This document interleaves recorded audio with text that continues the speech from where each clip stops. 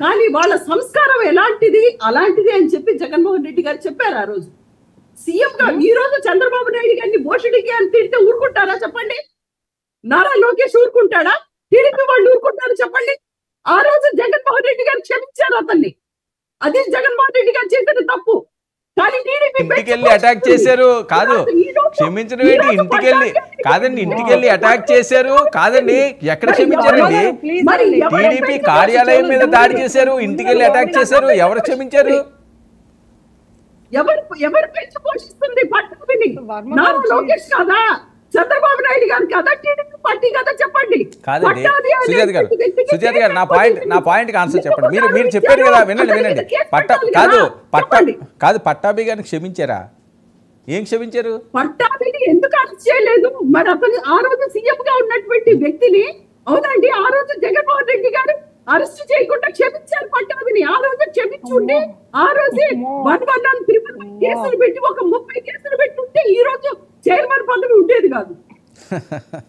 Okay, ఎవరు పెట్టి పోషిస్తుంది? గాయత్రి ఏంటిది? మీ అందరికీ లైఫ్ ఇచ్చారట వాళ్ళు. డౌట్ పార్వతి గారు మీ చెవులో నాకేం అర్థం కాక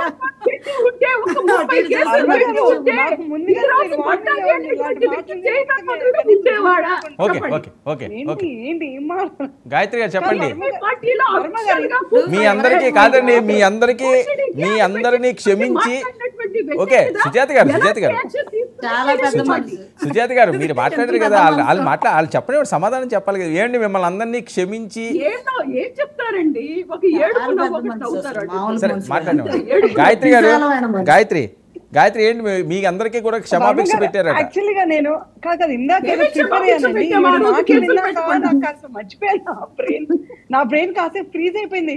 జగన్మోహన్ గారు మమ్మల్ని క్షమించారు అన్నాక, అంటే ఈవిడ ఏ రకంగా ఉదాసీనంగా ఉండటం మూలంగా క్షమించారా? జగన్మోహన్ రెడ్డి గారు ఉదాసీనంగా ఉండటం మూలంగానే మాట్లాడితే క్షమించారు. కొంచెం ఆ ఛానల్ మీద పబ్లిక్ మీద కొంచెం కనికరం చూపించండి. అబద్ధాలు చెప్పేటప్పుడు ఎదుర్కొన్న వాళ్ళు అర్థమైపోయి అబద్ధం చెప్పినా అతికినట్టు చెప్పాలండి. ఆఫీస్ మీద దారుణంగా విచ్చలవిడిగా దాడి చేసి ఏది గాజు గ్లాసు పెంకులు తీసుకొచ్చి తలలకేసి కొట్టి రక్తం మడుగులో మా ఆఫీస్ ఎంప్లాయీస్ పడుండేలా బిహేవ్ చేసి జగన్ గారు క్షమించారంట. ఆ తర్వాత చంద్రబాబు నాయుడు గారి ఇంటి మీద దాడి, గన్నవరం అంటే పోలీస్ మా టీడీపీ ఆఫీస్ మీద దాడి, బయట ఉన్న కార్లన్నీ తగలబెట్టారు, నైట్ లోన ఆడ మనిషిని తీసుకెళ్లి అరెస్ట్ చేశారు.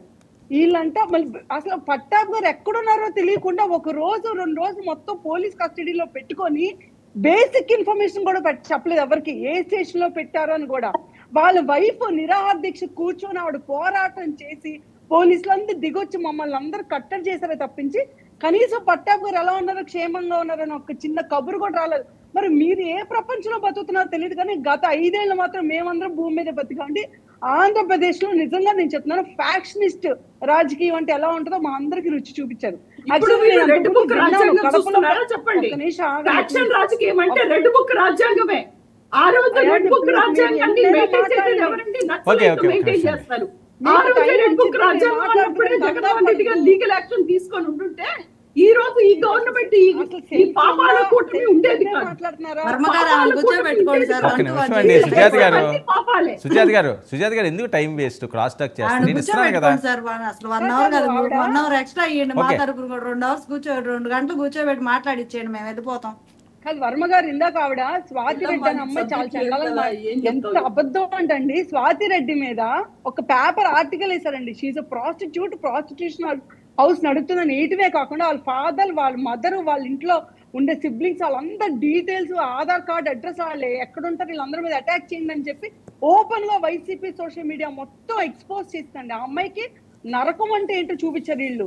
ఆ టైంలో ఆ అమ్మాయిని టార్గెట్ చేస్తున్న టైంలో 100% ఆ అమ్మాయి కూడా ఒక చిన్న తప్పు ఏం చేసిందంటే ఆ కోపం ఆపుకోలేక భారతిరెడ్డి గారిని ఏదో అనేసింది. ఆ కోపంలో అది నేను ఒప్పుకుంటది. ఆ రోజు అప్పుడు డిబేట్ జరిగినప్పుడు నేను ఒప్పుకున్నా అది తప్పేనని తను కూడా ఒప్పుకుంటది. బట్ తను ఆ కార్నర్ కి